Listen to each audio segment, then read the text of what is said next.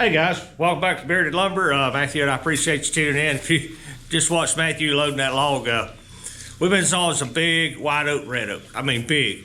And we got down to this one, and Matthew wanted to switch over to the other tractor. I think he was a little ambitious. it couldn't pick it up. It just rolled over and basically rolled it up on the lift arms. I lifted it. So if you're gonna saw this kind of stuff, it goes without saying you need some big equipment. That's what we got Bertha out there for.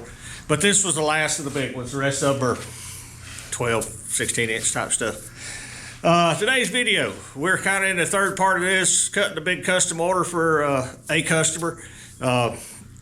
Sorry, we saw a lot yesterday and absolutely forgot about filming, so we're gonna do a little catch up this morning. The first half of that order was the 6x6s out of a massive red oak. And then we sawed 121 batons, 16 foot long.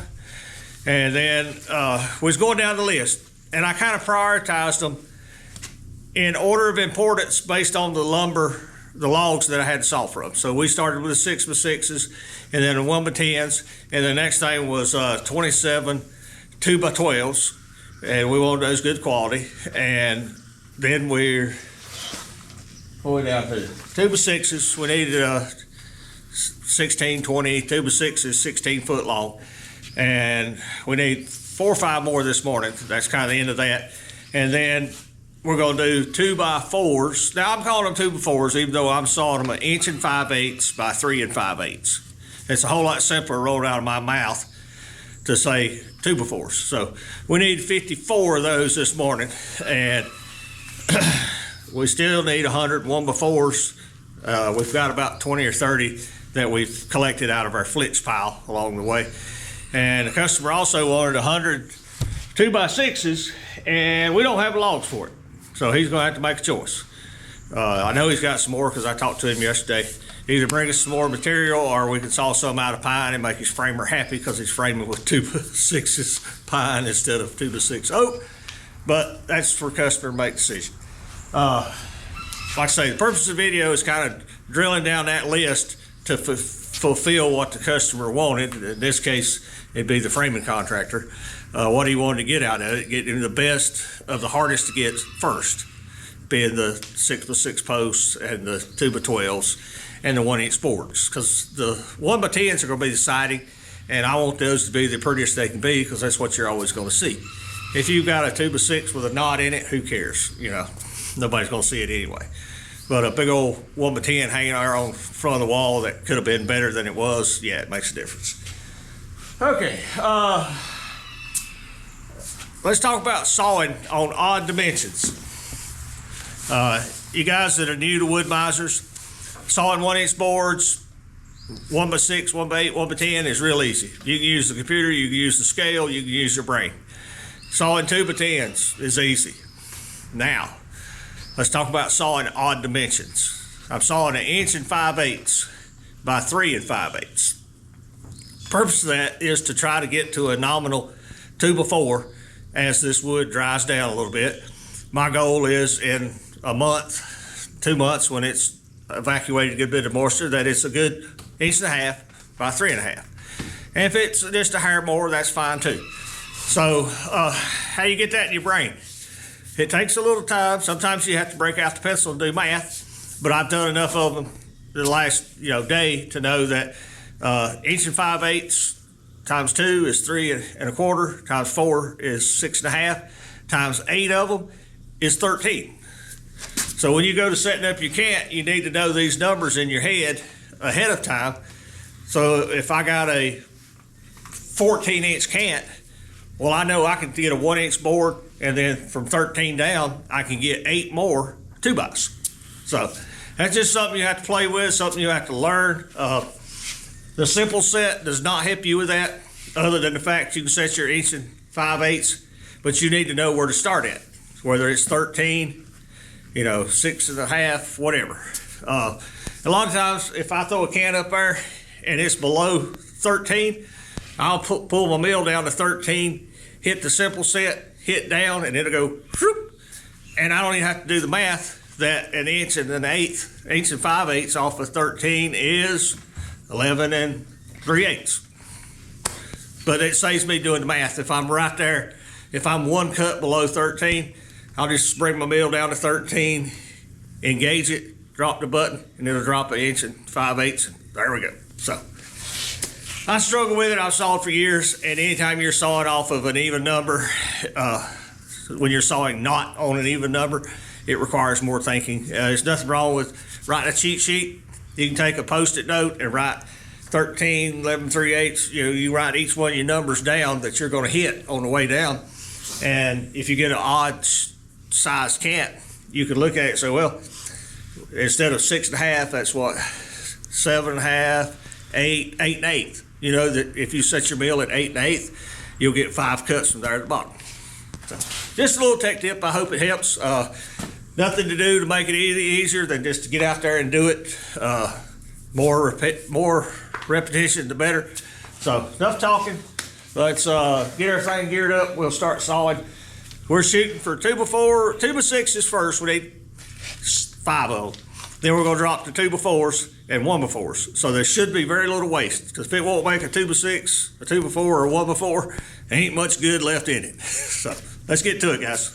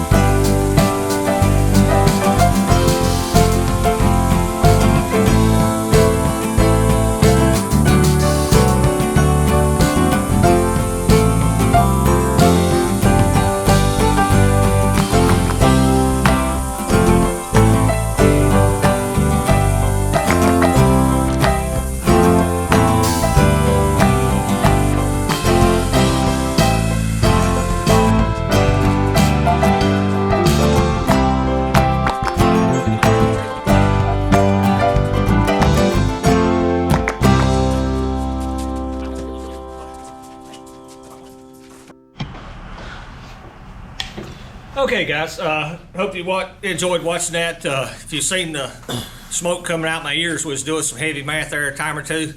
It's just part of what goes along with it when you're sawing off of an even fraction. It makes it a little more difficult. But if you're going to be a sawyer, you need to be decent at math or get you a calculator, one or the other. That log yielded very well. We got 32, 33 2x4s and 5 2x6s. That finished up our 2x6 pile. We got 3 more layers on this, so we need about 32, 33 more. Let's talk about what we're sawing. We're sawing 2x4s and 2x6s out of white oak and some red oak, but we're down to mostly white oak. I don't like to frame with this material. I talked to the contractor the other day and I asked him, I said, "You ever framed with oak before?" He said, "No." I said, "Well, this will be your first and last time." So he's going to learn what Matthew and I already know. Framing with oak is extremely hard. The wood gets hard. It can have a tendency to be brittle when you cut it down to 2x4s, 2x6s. Like the end here. This is an imperfection in the wood. Now, if that was in the middle of that board, that whole board's useless. Luckily, it was out here on the end. You have to be aware of that when you're sawing it. If you got any bad knots, there's one down there, it cracked. These are not going to be good for any kind of lateral load. Down load, yeah, they got tremendous compression in a wall, but if you're doing a lean-to or something, I prefer pine, poplar myself. The knots, one little knot is not going to cause an extreme failure, where in oak, a bad place knot, the whole board's bad. So, but that's what the customer wanted, and we're tickled to death to saw it for them. That's what we're here to do, is custom saw. They wanted oak, and we're gonna give them oak. I think we're gonna come up. We need about 112-foot 2x6s, and he don't have enough logs. And that's part of doing your process, going through, trying to figure out, what we got for material, what we have versus what he wants. And I'm going to have to communicate to him, tell him he's either have to bring us some more logs, or we can dig out some logs and add to the pile. But that's neither here nor there. It's hard sawing, people. I'd a whole lot rather saw pine, poplar any day of the week. Oak is just hard on the machine, hard on the blades. It's slow. If you push it, you're going to get a lot of water in your cuts. You're going to use a lot of extra blades. We're changing blades probably every 300 feet, 300 board feet at least. One, it's the hardness of the wood. Two, the bark. White oak, red oak bark is a deep, gnarly bark, and it can get mud, grit, sand, rocks embedded in it. And just a little bit of that will take the edge right off your blade. And once it's dull, it ain't getting better. You got to get it off, get a new one on it. So we got our coffee out. We're going to take 5, drink of coffee, and we'll be right back.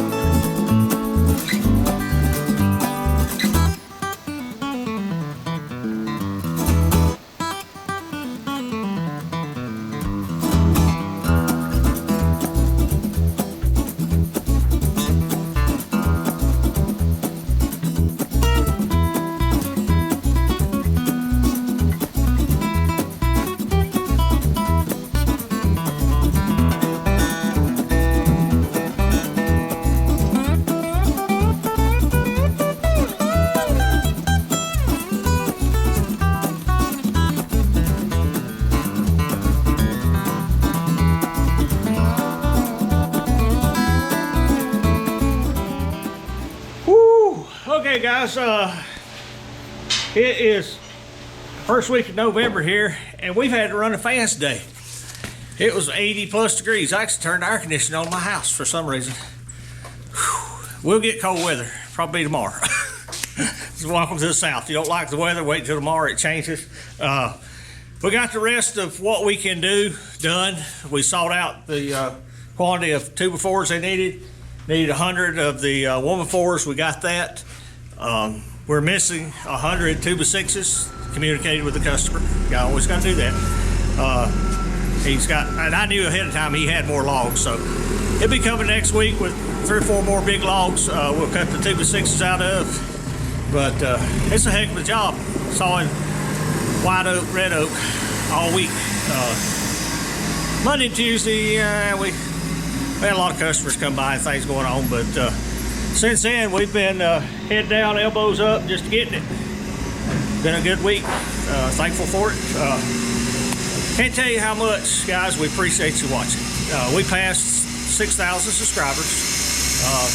Time you see this video, Matthew's normally a couple weeks out getting them out, but man, I appreciate it. We started this a year and a half ago with really no expectations, didn't know what to think, but it's been an incredible journey. I enjoy it.